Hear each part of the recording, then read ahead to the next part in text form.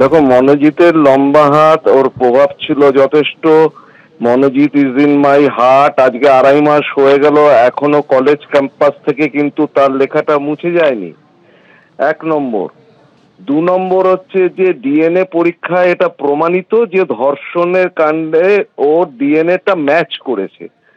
1, 2 নম্বর। 3 নম্বর হচ্ছে scientific evidences যা কিছু পাওয়া গেছে তার মধ্যে এটা পরিষ্কার যে ইলোপমেন্ট অফ এভিডেন্স বা ডিস্ট্রাকশন অফ এভিডেন্স সবকিছু মনোজিতের নেতৃত্বে হয়েছে।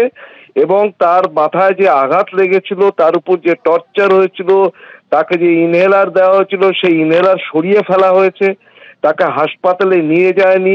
এটা একটা কনজয়েন্টলি এই ক্রাইমটা পারপিট্রেট করেছিল under the leadership of Monojit Mishra law কলেজে।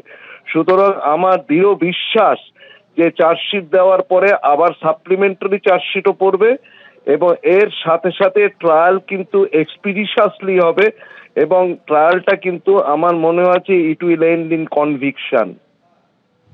সলিলদা, অনেক ধন্যবাদ আমাদের সঙ্গে কথা বলার জন্য। প্রাক্তন পুলিশ কর্তা সলিল ভট্টাচার্যের সঙ্গে কথা বললাম। আরেকবার আপনাদের বলবো, যে চার্জশিট পুলিশের তরফে দেওয়া হয়েছে সেখানে স্পষ্ট উল্লেখ করা হয়েছে মনোজিৎ মিশ্রই ধর্ষণ করেছিল, তার প্রমাণ রয়েছে ডিএনএ রিপোর্টে।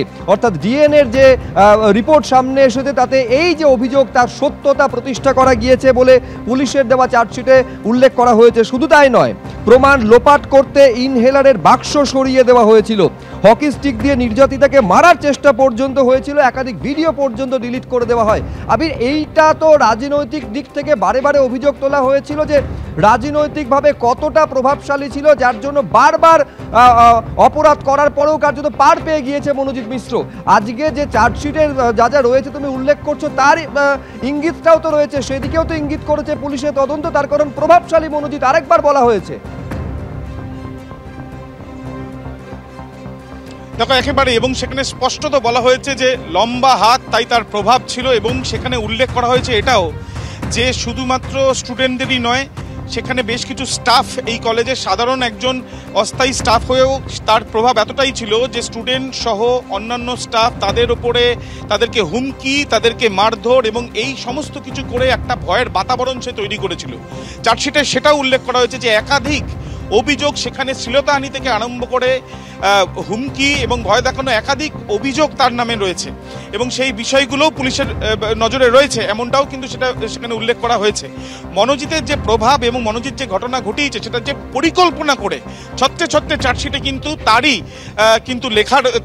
কিন্তু প্রতিচ্ছবি পাওয়া যাচ্ছে। কসবা কাণ্ডে ধর্ষণ করেছিল মনোজিৎ মিশ্রই, ডিএনএ রিপোর্টে তার সত্যতা পাওয়া গিয়েছে, চার্জশিটে এমন দাবি করেছে পুলিশ।